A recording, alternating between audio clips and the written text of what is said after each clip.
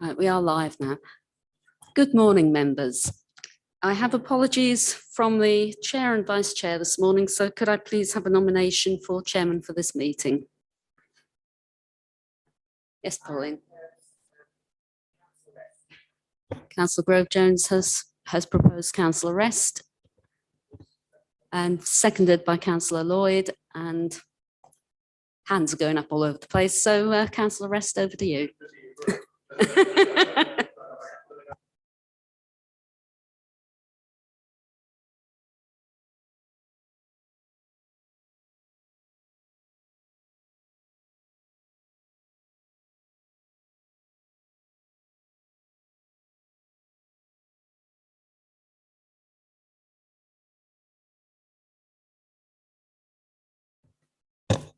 Lovely. Right. Good morning. Everybody hear me?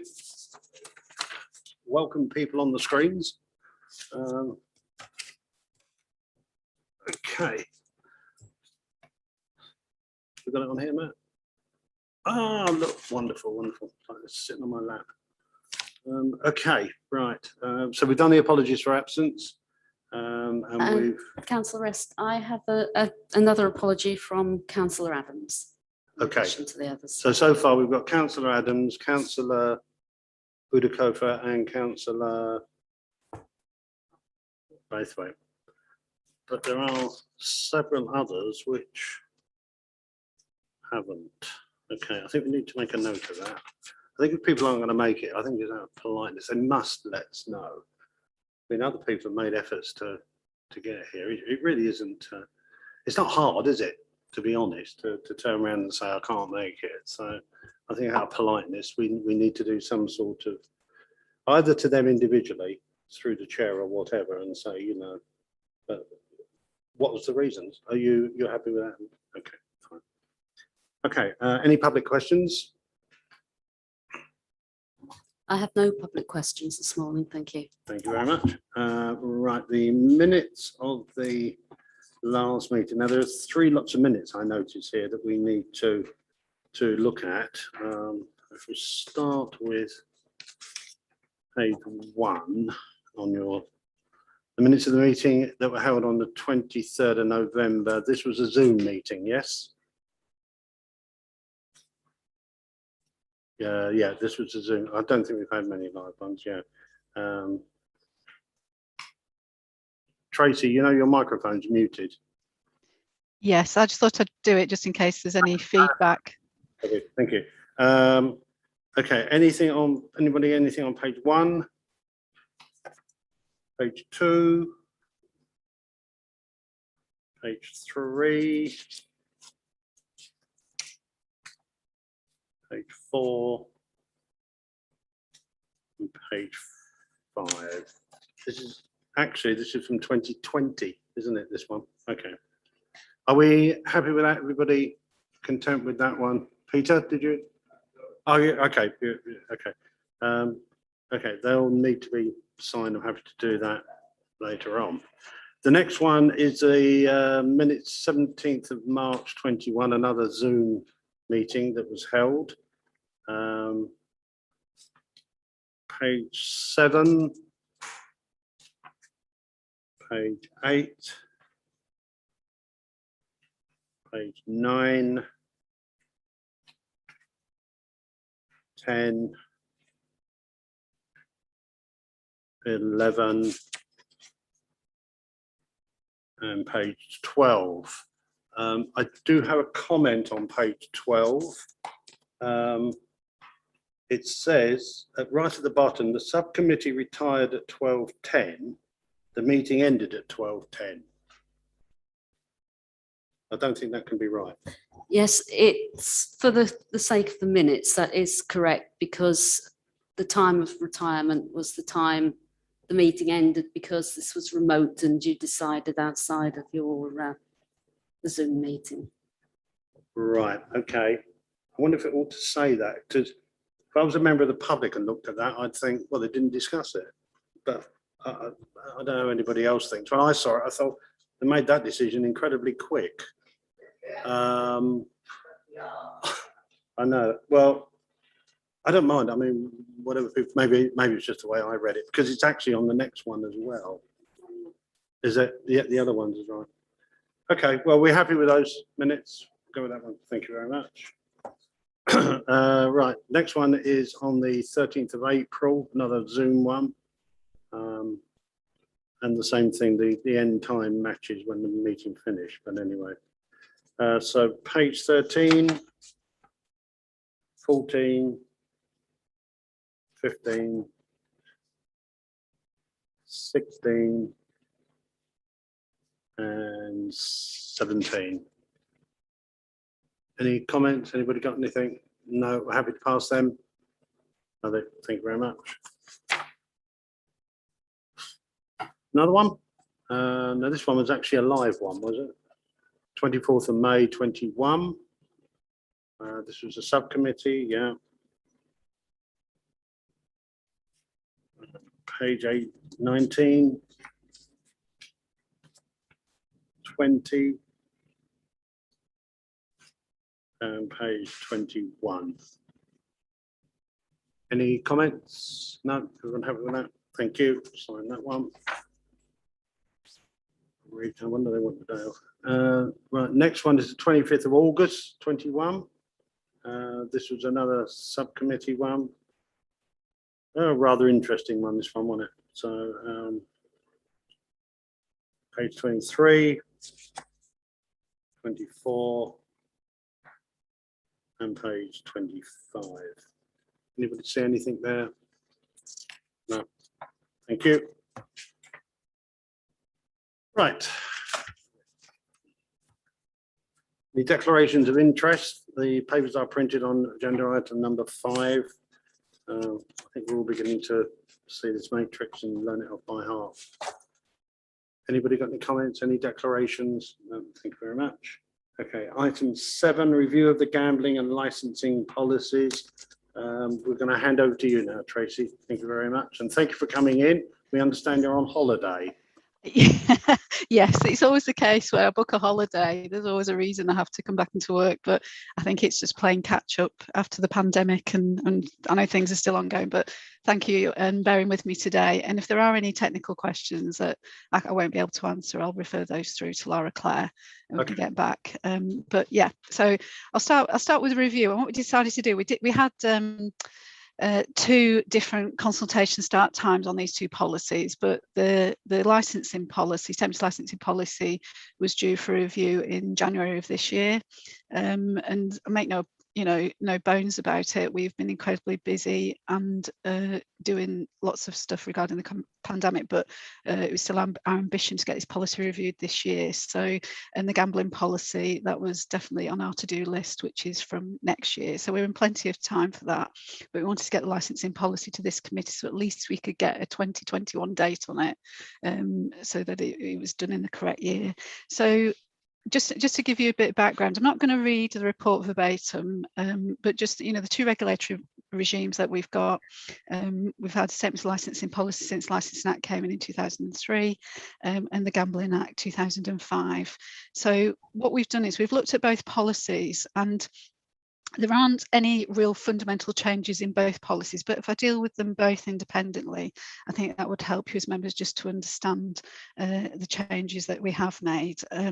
So I won't read through the text that we've got there, but looking at the licensing policy, the main changes that we've done to this policy, when you look at the example in Appendix 1, the actual, the way that the policy is written, things have changed since 2000, since the last time we reviewed this policy, and we wanted to make sure that it captured all things that are current in North Norfolk. So really it was about the content and how it describes licensing. In section 1.2, for instance, in the introduction, we need to sort of look at the population and the actual the offer of licensing we've got in North Norfolk. So it was important for us to sort of capture that and make it more up to date, but also highlight the changes that have been made in 182 guidance, which is there as a link. So a lot of it is administrative changes in this document.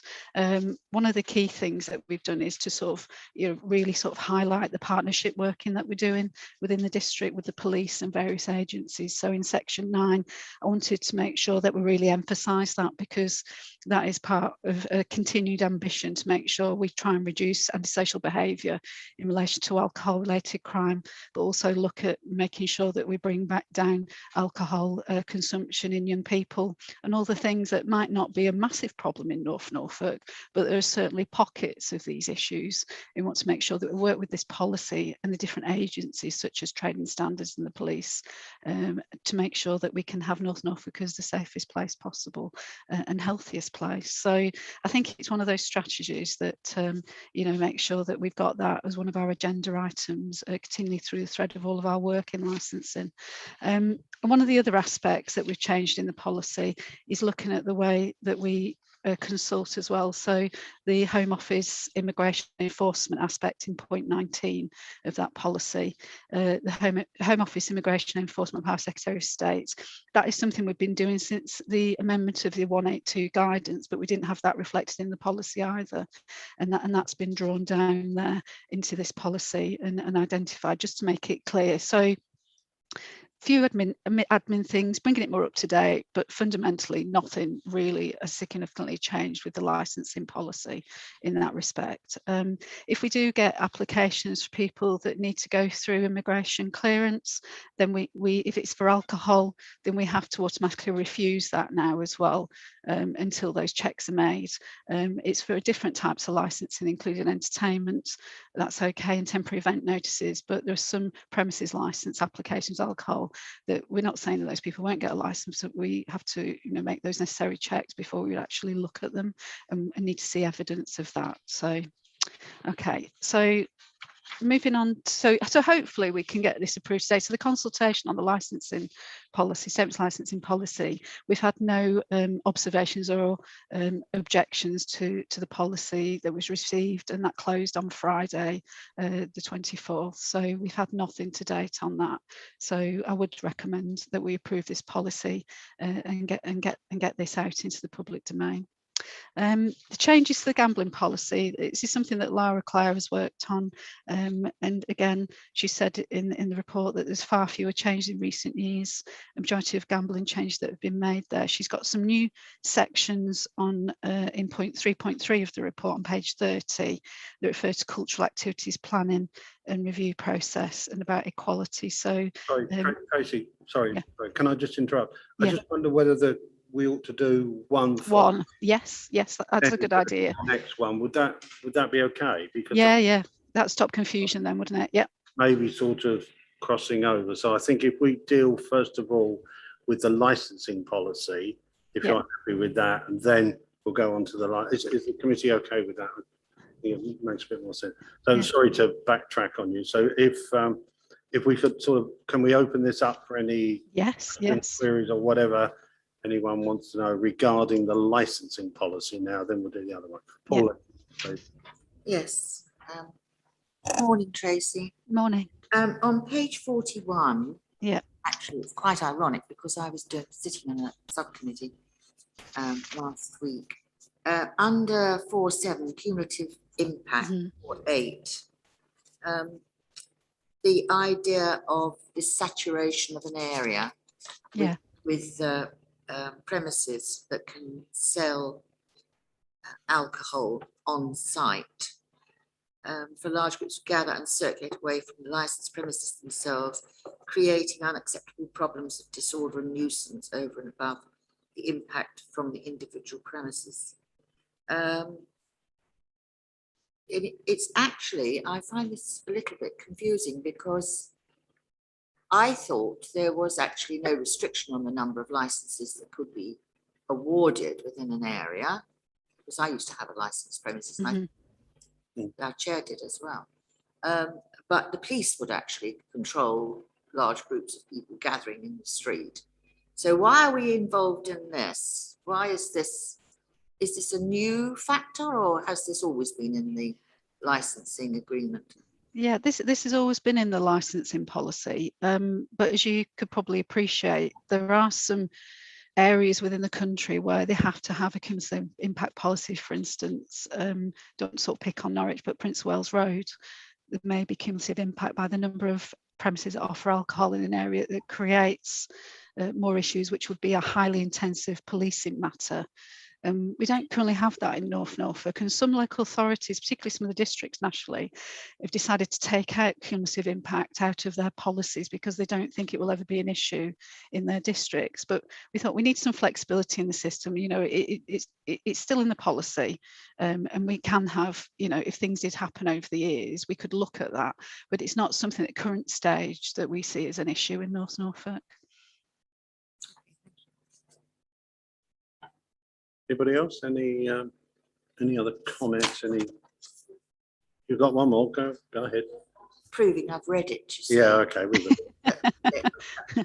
On page 56, Yeah. I'm thick 22.2.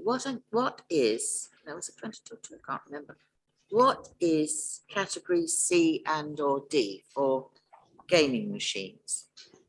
They're the machines that you have in license. I know. Yeah. Sorry, but what are category C and or D? I'll have to look that up for you because I don't know off the top of my head, but I can look that up for you and get back to you at the end of the meeting.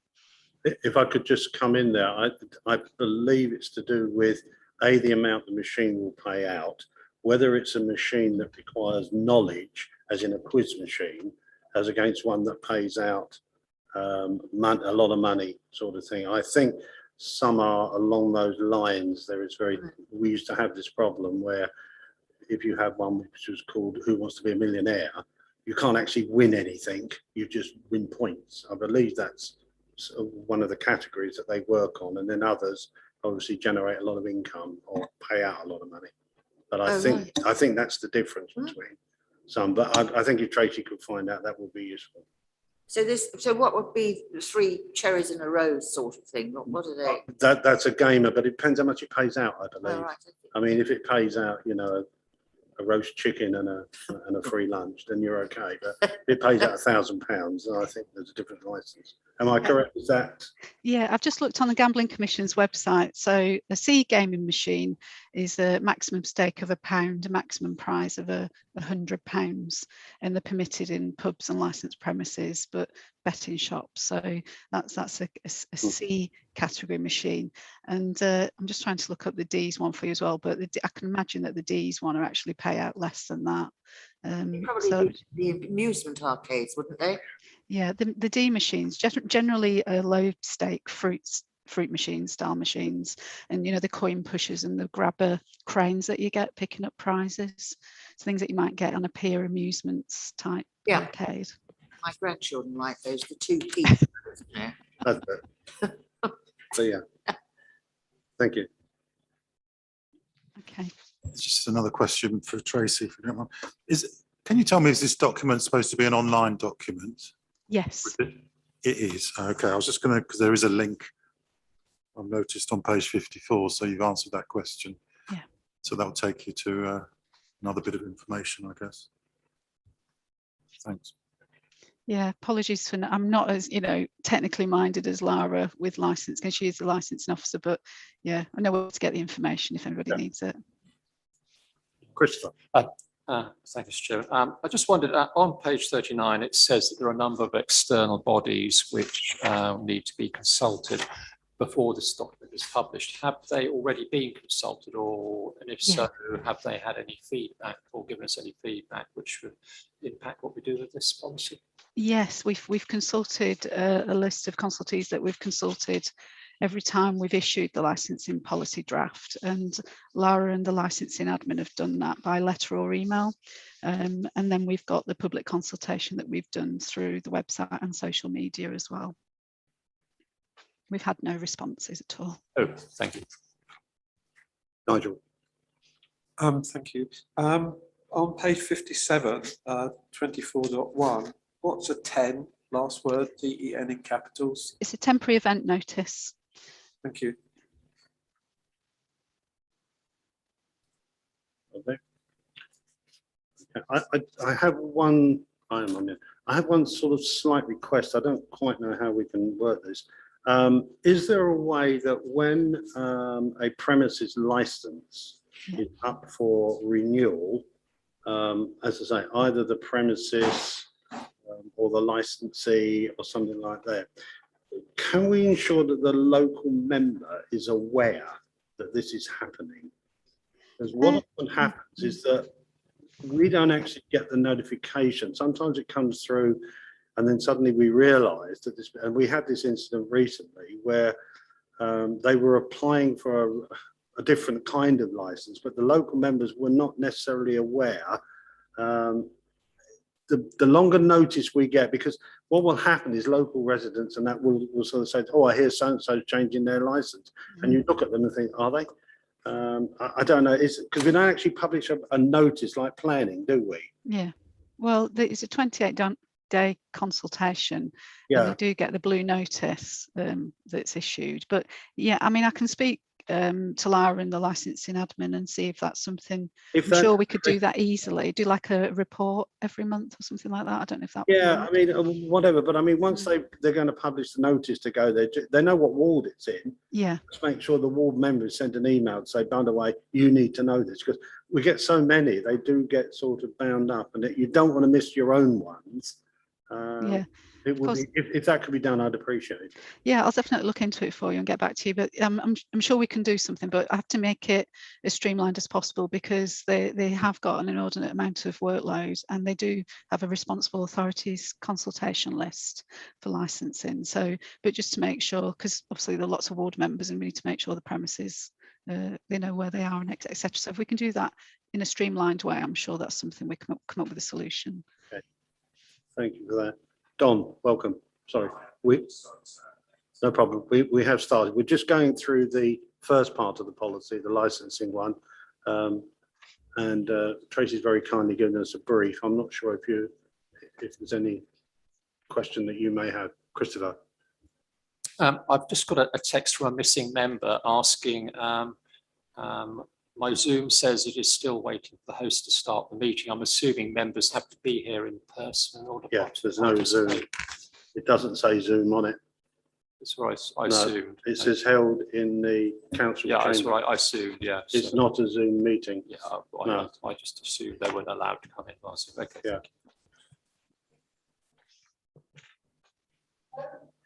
No, they can't do that anymore at the moment. Matt will know that, but you can't have either of them. It's this or nothing. Yeah. Thank you. Just going back to your point about letting the local members know, I mean, Yeah. it's easy enough to do. The planning department do it with a link to the application Yeah, that's been done. And I just think the same process should apply. Yeah, like I said, I'll find an easy solution to that one. Thank you. Yeah, I think it would be appreciated, and then they can't say we didn't know about that one. Because that's Yeah. sometimes what happens. Yeah, yeah. But that would be very useful. Nigel.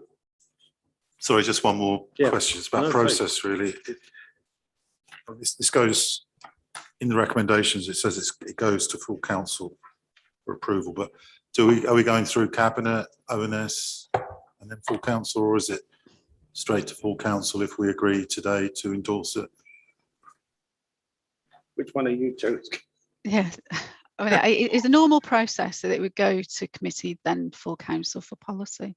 But if you think it needs to go to ONS, then it could do. So Personally, I don't, but You don't. No, other I members think might. this stops. We're getting a bit too much repetition of the committee are doing this unless you've got a real problem. I think ONS would agree. They don't need to see this as well. They're only going to look at the same piece of paper. yeah, I think if there was a lot of changes in this policy and it was really being changed around, then you might feel this might need a little bit more scrutiny. But I think we can justifiably say to this committee that it'll do what it says in the recommendation, go straight to council. Okay with that, Matt? Agreed, yeah. Okay, thank you for that. Any other on the licensing one? Are we happy with that? Okay, Tracy, thank you for that one. Now, if we can go on to the gambling one. great, thank you. I'll just find the right page. And at least we can say we've cleared that one out of the way. That's good. No, that's fine. Let me just find the right. It's on page 29. I'm just going back to the yellow. Let's have a look. Okay. Right. So just to sort of reiterate what I said earlier, the gambling policy was a couple of weeks later, we started the consultation on that for 6 weeks. So we're still in consultation period for that. We've had no responses yet regarding the draft gambling policy. And the ambition is to get that approved by, so that it can be issued from January 2022. So just looking at the report that Lara has written, the changes under point 3.1, the gambling legislation has seen far fewer changes in recent years, and the majority of amendments affecting regulation of remote gambling, because lots more online gambling now compared to years ago, rather than non-remote gambling, which falls to licensing authorities. As a consequence, fewer changes have been proposed to the statement of principles. Generally remains unchanged apart from the track changes in Appendix 2. So in the new section in 3.3 about cultural activities, etc. So if you want to refer to Appendix 2 and got any questions generally or about any of those changes, I can go through those. Like I said, I might need to research if there's any highly technical questions on gambling, which is a university degree in itself. But if you want to, ask those questions now, I'd be grateful if I could answer those for you. Okay, I'll just throw the first one out. There is also a gambling commission, isn't there? Yeah. So there are two bodies, there's us and then a gambling commission, is that correct? Yes, the Gambling Commission, obviously the national organisation that governs gambling for the government. Okay, that's fine. Nigel first, sorry. Nigel, sorry. Yeah, I think you've just preempted my question actually, but Oh, sorry. it does say on page 73, 15.3, we will support the local authority. I mean, is that the commission or is it? Which point is that again? It's 15.3. Page 73. It's in the regs. Okay, yeah, I don't know why it's got local authority there, but maybe we could, yeah, I'd get that changed to commission, that should read. Yeah. Maybe it's a local health authority, maybe, I don't know. So how it's read about mental health, isn't it? Welfare and. So the actions on the commission, not Yeah. in DC. Yes, yeah. yeah. Thank you. Make a note. Yeah, otherwise we get this. Mhm. Pauline. Thank you. On page 70, under 10, decision making, 10.2, this rather quite through this one. It is appreciated that as per the Gambling Commission's guidance for local authorities, moral objections to gambling are not a valid reason to reject applications for premises licenses. Mhm. Right, can you define moral objections for me, please? I suppose that could include just people's personal feelings about not agreeing with gambling as an activity. So for whatever reasons, that could be, it's not, there has to be evidence-based objections on why that wouldn't be suitable for the amenity of a particular area. Sorry, I beg your pardon, Tracy. Yeah.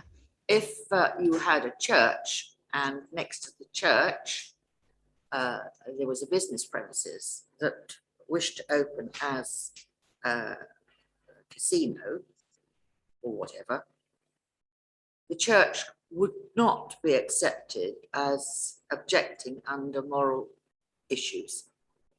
I think it would be dealt with as it's got to be an independent objection. So for what to justify the reason, so it can't be just a blanket, we just don't agree with this in our area. There has to be some background to the objection. So what's the actual fundamentals, what the objection, what's the justification for it? So if that's described, so just because people live in an area and they say, well, actually we just don't want it here, it's almost like not in my backyard type of approach. It's about, there's got to be some justification for why objection's been made. So, and it might form part of, say there was a casino, which would be highly contentious in a lot of localities, wouldn't it? You'd expect a lot of objections, but it's about looking at all of it across the board and what's the spirit of those injections. So it's about dealing with things on a case by case, but looking at the actual the substance behind all of those as well. So if there was one individual complaining because they didn't want a betting shop next door to their house, for instance, there might be reasons because, you know, it would increase the risk of gambling in the area potentially. It's not good because there's a school locally, all those sort of things that might have a negative impact on people. So it's about giving some intelligence behind the objection rather than just saying, well, actually, I don't want it there because I don't agree with gambling. On that point, and so if, and as Pauline said, let's look at the religious connotation. If part of their belief and their practice was to condone gambling, and I'm talking about the Salvation Army, who have a very strict policy, they won't do the lottery, they don't do raffles, don't do anything like that. Is that not enough weight for that sort of organisation to be able to say, well, it's a bit sort of, you know, tongue in cheek. Well, next door to us, you're going to open a casino or a betting shop, and we're standing here sending people the sins of sort of, you know, gambling.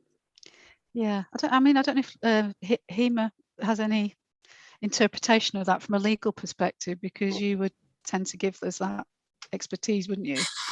Yeah, I mean, what I can do is I can have a look into that and come back to yourselves after the meeting, if that would be helpful. Yeah, it would be useful Yeah. to clarify Okay. that.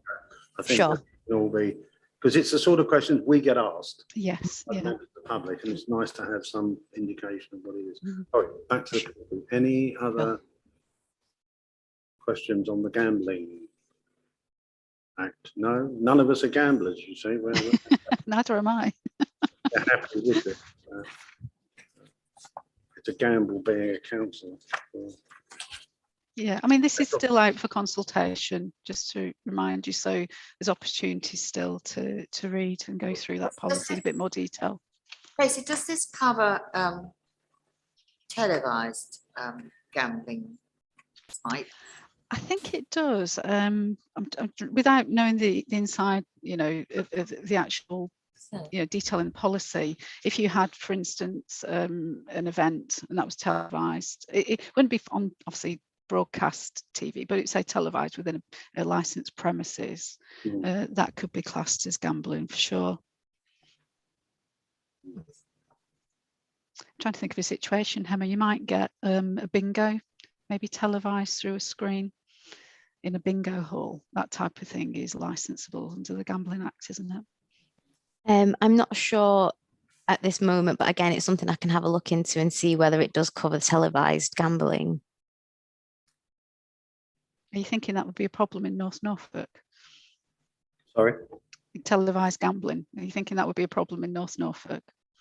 I think it's a problem anywhere if people want to use it. Yeah, I mean, they're always, it's one of those issues, of course, it's knowing the age of the person that's observing it and how they're putting the bet on, isn't it? This is what it all comes back to. That, sometimes it is children and they only ask the question, are you over 18? Well, they wouldn't be on there if they're going to say no.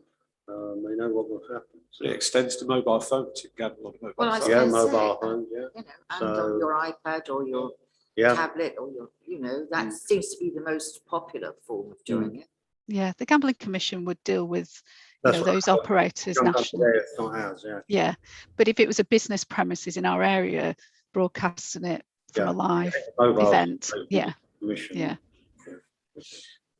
Nigel, Yes, Christopher, did you got your microphone on, do you know? Sorry, thanks. just quickly on the list of consultees, none of the religious foundations are down here. Do they get Right. consulted? I don't know actually, to answer that question. So, but that's something we can look into. Yeah. If- It'd be a problem where I live because the Baptist Church are definitely anti-gambling. No raffles, nothing No, like that. Salvation Army don't. So if any, but we did have a bookies, I think that's what they're called, aren't they? In the village. It shut down. I think it didn't get enough. Not enough business. We're too mean and stuff. Not enough business. But that is interesting, you know, that Whether they consult with them or not, yeah. Well, Yeah, the thing is that the policies are consulted with the public anyway. So all religious organisations got the opportunity, and for us to pick different organisations to go through, you know, be there all year trying to consult with individuals individually. But the main consultees that we have, that we do time and time again, we've done that. But yeah, you can put, if you want to direct people to the website and consultation, then please do so. I mean, the administration of those churches, et cetera, would be aware of this anyway. It's something that they would obviously. Well, that's it. And how would you capture every religious organisation within a consultation process? It would be impossible. Yeah. Okay. Nigel, sorry. It's been my last question, Chair. Yeah, that's fine. So We've got time. it's just a concern of mine that we've had virtually no feedback from the public or consultees on this. Mhm. That could be a good thing too. But can you just tell the committee what the process was for getting the message out there that there was indeed a consultation of these two policies? Yeah, exactly the same as a license statement of licensing policy, where we have a back office list of organisations that we've consulted, and we did that in the same way that we did last time. And that would be either a letter or email. We try and do things electronically now, and then through the public domain of the website, we've had social media posts about the consultations as well. So does every license holder get an email or a letter or something? No. No. No, and we're consistent with what other authorities are doing. We have a group in Norfolk of the local authorities that operate in Norfolk, and we talk about all this good practice and sharing ways of working. And this is a national approach to consultation that we're currently doing. So, you know, and it's more and more we're working online through COVID and the pandemic. You know, it's even more accepted. So, but trying to keep resource costs down as well, because obviously that would be impacting on the license holder potentially. So would you be confident that if we logged on to the NNDC website and looked up all the policies that are there, we would see all of this information? We should do. I'd be quite disappointed if you didn't, because we have looked at that recently and made sure that all the links are working within this consultation. And is it there? It is. Okay, no, that's fine, Trace. Yeah, I'm just that sort of thing. Yeah, but like in the same vein, whilst it might not be for this report, if there's any ideas that you have that we could improve consultation and things that you'd like to see locally, we can do that. You know, if there's organisations that maybe we should consider, then, you know, that's something we could put as part of the process. Okay, that's fine. Has anybody got any other questions, particularly for the gambling one? Anything you've thought up that's come back about the licensings or anything else? Okay, thank you very much for that. So we are asked to recommend proposed revisions to the council statement of licensing policy under the Licensing Act of 2003 and the statement of principles under the Gambling Act of 2005 be recommended to the council for approval, and that these are then published in accordance with legislative requirements. We need a vote on that, Matt. Okay, we need a proposer and seconder? Or? Proposer, please. Pauline, seconder, Don. Can I just note, obviously, because Don came into the meeting whilst it was in discussion, he won't be able to propose or vote on that. Okay, fine. Peter is seconding it. You got that? Sorry. And show of hands, please. No, you can't vote, Don. Sorry. It was persona non grata. Okay, that's unanimous. Thank you very much for that. Don't go yet, Tracy. I have one more question. And for Hema, I know one of the members wants to ask a question under item 8. Any other urgent business? I don't know how urgent it is, but Nigel, did you want to put this forward? Yeah, I would like to, please. 2 weeks ago, we had the 40s weekend in Sheringham, I think. I didn't attend, but I happened to be up at Morstan waiting to go out, wait for the tide to come in. And on the main coast road, a motorbike with a rider, obviously a 1940s motorbike with a rider in army uniform with what I think was a Lee Enfield rifle strapped across his back, went down the road, followed by an armoured personnel carrier, again with the guns uncovered, and then a troop carrier with a guy standing in the back and his hands on what I thought to be a Thompson machine gun. Now, I fully accept that these are probably decommissioned, although they can easily be restored to use. But given the fact that we've had the carnage in Kabul and the evacuation chaos, and then in August, a guy was given a license back and proceeded to kill members of, I think, the public or his family, and I can't walk down a street with my 2.2 air rifle unless it's in a case, is that not rather stupid? And does it require a license? Because a static display in Sheringham is one thing. To be parading down the coast road of North Norfolk, to me, is grossly unacceptable. Is, We asked the legal. yeah. Tracy, any comment? Or? Yeah, I mean, you know, through the event that was held, then that was in a static area, like you said, but the public that own these military vehicles, and they probably are gun replicas. There's little that we can do in licensing to regulate that, and it would be something as a police matter. That was something that people felt wasn't acceptable. Yeah, I can't have any more comments about that because it's not something that we would deal with. But does the event come into licensing?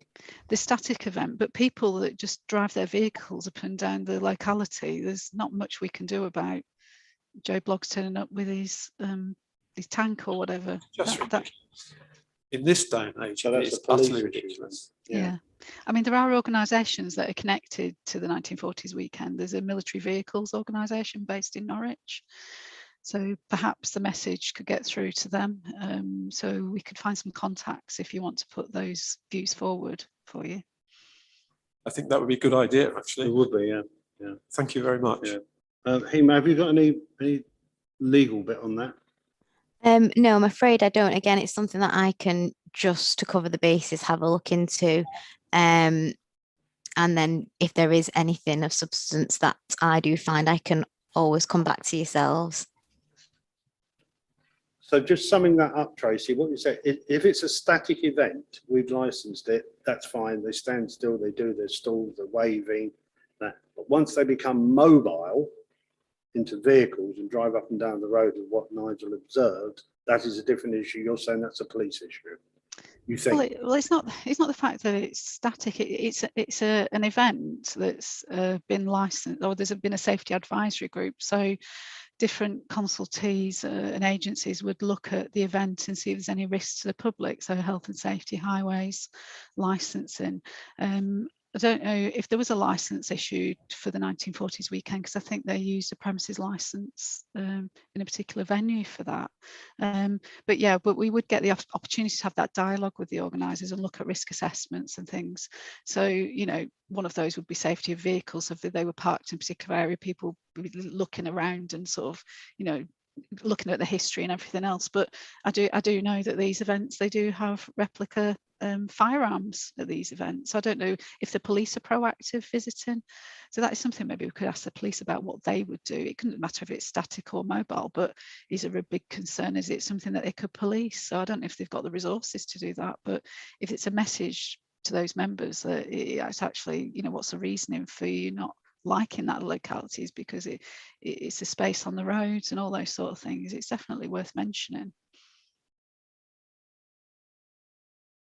That just brings to mind, when we do have a member of staff here who goes on to who attends these reenactment battles, etc., dressed in armour, all sorts of things. If somebody wanted to do that in North Norfolk, would you have to be involved for licensing?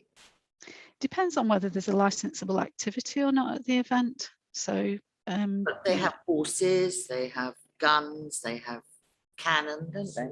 Yeah. Swords, yeah, everything. Yeah.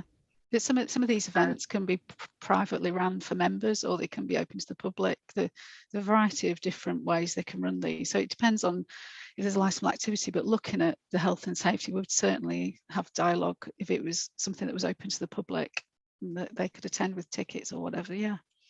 I've only ever been once, this was years ago, and the public sat on a hillock, and then the enactment took place on the flat grass. But I'm telling you, they don't half go into it. You know, there are sparks flying from swords, all sorts of things. So it could be, and you only need an animal if there's to bolt. Could be a problem. But anyway, just thought I'd mention. Is that okay? So we'll obviously try and share your views and concerns and make sure that there is dialogue with organisers in the best possible way, or we'll provide some contact details for those things that are non-event activities. Thank you. Yeah, it's not a health and safety issue. It's the fact that A, I think it's inappropriate, and B, why are they parading down coastal roads some distance from where the actual event's being held? Yeah, because they like showing off, I think. They've got these, it's human nature, ego related, showing off. They wouldn't show off if they'd been in a forum where it was real. Yeah, they'd actually seen a battle. They really.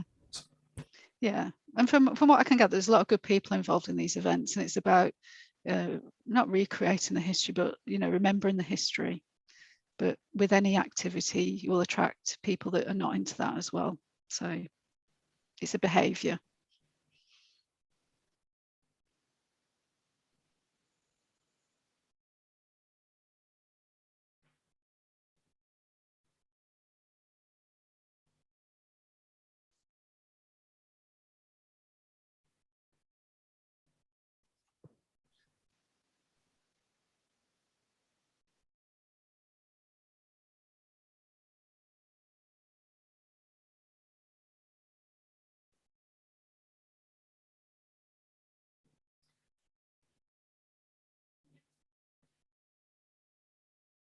John, you had your microphone off there. Hi, Chair. I just had a problem with my headset then. I couldn't hear anything. Yeah, John was speaking without the microphone on. It's the discretion of the chairman whether you want to.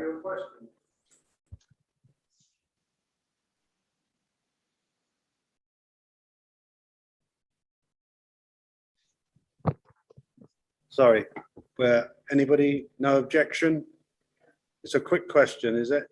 Okay, to the officers, presumably. Okay. Okay, you may put your question, please. Okay, first of all, my apologies for being so late. I was trying to access it online and I made a mistake.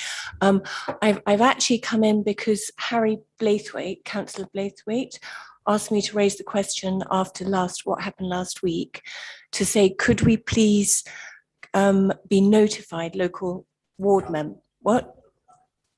Oh, hooray. Fantastic. Sorry, John, your microphone.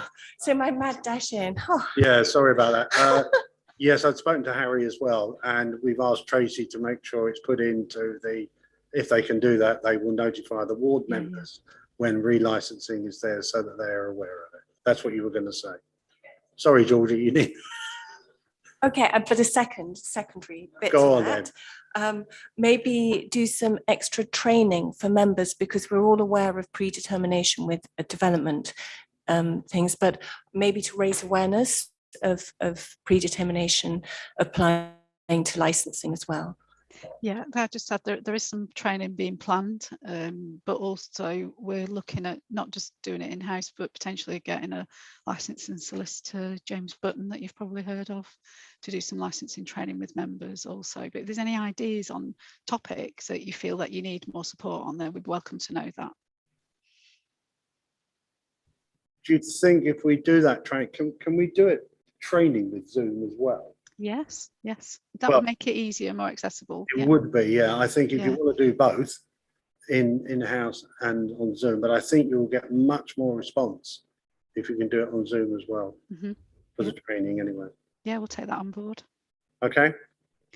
I have if you're going to close the meeting, I do have some updates on licensing. If you've got time, just to give you a summary of some recent things that have been going on, would that be useful? Yeah, that's fine. Yeah. Do you want me to start that now? Yeah.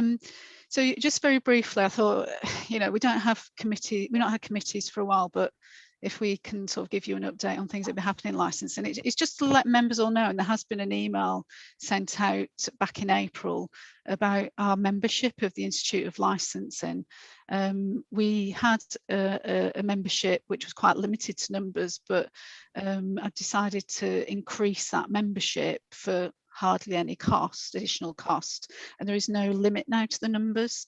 So if anybody hasn't got a login and set up, I will send round this briefing paper to Matt and Linda, and they can circulate that. But it's got an email address that you can actually request a login and set up, and it's fantastic for keeping up to date on local news about licensing. But also there's a discussion forum on there where you could potentially talk to other members or other licensing officers as well. So, but you can also see training courses are on there because we're members, we get members rates. They're not, they're not always inexpensive. Some of them are, but yeah, that's something definitely that I think you need to be aware of and use that resource. So I don't think there's any questions about that, if anybody's actually logged into the membership. Doesn't look like anybody's already logged in, but I'm sure we'll now that you've informed us. Okay. The next thing, the team, as everybody has been during COVID, been incredibly resource tight because of the pandemic, dealing with our day-to-day business as usual. But the staff have been amazing. They've worked incredibly hard. We've only got, in theory, one licensing officer, being Lara Clare. I've got support from James Windsor as well on the animal licensing side of the work, and some of the more sort of more complex licensing areas that we deal with. But we have seen an increase in animal licensing investigations, particularly on dangerous wild animals. We've had a recent major investigation which is still ongoing with the police regarding 2 dangerous wild animals that were discovered in the district. Myself and James Windsor actually seized these animals at the beginning of September, and those animals are actually in an establishment now and being looked after. So this license, the people that own the animals didn't have a license to keep dangerous wild animals. But as you can imagine, to do an investigation like that takes a lot of time and resource, and obviously we're working with the police on that. But there's so many other things that are going on where this investigation could be connected with other local authorities. So we can't tell you too much at this stage, but don't be surprised if you see things in the press going forward about some of the work we've been doing. We've part of a new network of animal licensing, a discussion group which has been set up across the county. Breckland District Council and Broadland and South Norfolk District Council have actually recruited 2 animal licensing officers recently to look at the increase in animal licensing and welfare issues. So there was a meeting at Breckland Council last week talking about sort of shared information and common ways of working. So one of the things that came up was the fact that we have licenses for dog breeding establishments, but we've probably got lots of hidden cat breeding establishments within the district. Now currently there isn't a separate licensing regime for cat breeders, but that is something that we want to look at going forward, because if they're selling animals direct to the public, there would potentially be a pet shop license, and that was what they require. So we may have operators out there that are breeding animals that haven't got a license, which we need to start finding and dealing with, which adds all those complexities and resource issues again. We've had investigation ongoing, which you may be aware of, regarding a sexual entertainment venue, potential sexual entertainment venue or sexual venue. We're dealing with that with the police and the individuals involved, and working with Great Yarmouth Council for a sister establishment there, which is takes some of our time. So we're actually making good progress with that. But also we're looking at policies for the future. So as part of the council's corporate approach to service planning, I've undertaken a team planning exercise with the team about things and activities that maybe we need to look at in the future. So we're trying to build a plan for the next 18 months about what our direction our team is going in. But it obtains some focus to the work instead of it being reactive, but also it will allow us to identify what budgets we need through the zero-based budgeting process, and what training and development that the team will need to carry out this work. And just a summary of that, we're going to be looking at reviewing our licensing fees, which I'm currently doing with accountancy and finance. We're looking at reviewing the mobile homes fees. We're looking at street trading policies for the future, because we don't, we think we probably do more to be clearer on those aspects about people coming to trade in the area or people developing their businesses, which we've seen during COVID. We've had lots of street markets in a particular area of the district every weekend. So there's those sort of things that potentially could be big issues for us in the future. So we need to look at that in more detail and see what realistically we can charge for doing that work. Caravan site inspections, we're going to focus our work and have a 3-year programme on those, dealing with the highest risk premises first. So what we're doing, we're planning ahead now and trying to look at doing some intelligence and information grabs on particular sites to see what facilities they have, what planning permissions, etc. And we're going to work with planning and look at, have they got planning permission to have X amount of units? And if that's not on their licence, then what do we need to do to review their licence and make sure that they're actually up to speed and actually up to date and current. So and again, we're going to continue the collaborative working that we've got with different agencies. So we're going to be working with trading standards and the police on helping reduce antisocial behaviour in the district, and have some key projects going forward in that regard. Nationally, just to give you a summary very, very quickly, temporary events notices, and I'll send you all these links you can have a look at. The government have actually extended the amount of temporary event notices as a consultation out currently. So for another 12 months until September next year, the government are proposing that the increase is from 15 to 20 per calendar year, as it has been through COVID. So that is an extension of what's currently been allowed. And there's some guidance on that I'll send through. And also we've just introduced a fee for fit and proper person checks for people that have residential mobile home sites. So that is currently something that we're dealing with, and Lara's got applications from about 5 or 6 sites. So that requires a DBS check and looking at experience and how they can manage sites effectively, a very detailed application form for that process.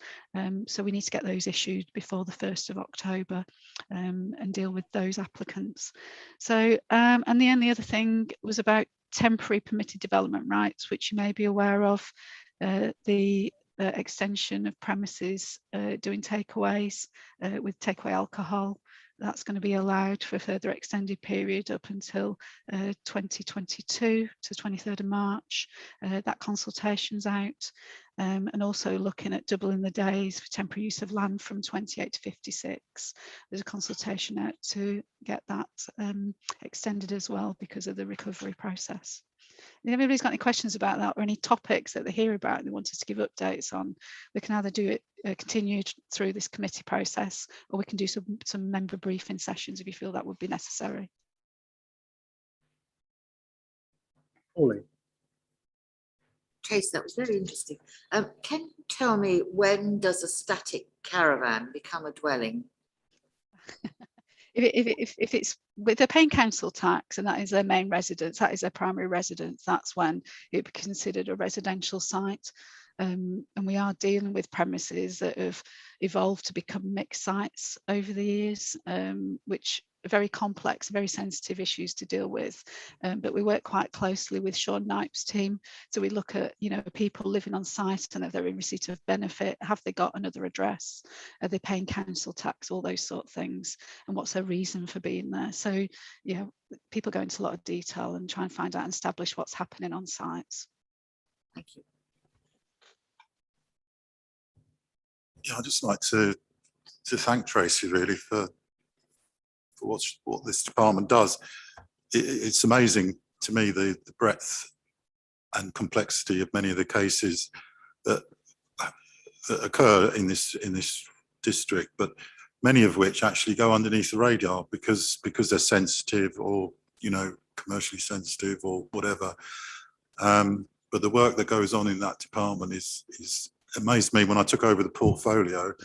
It's the breadth of activity that occurs is amazing, and the staff are rising to that challenge even throughout the whole of the COVID situation. So in public, Tracy, I'd like to thank you and your team for all your efforts. Thank you. I really appreciate that feedback.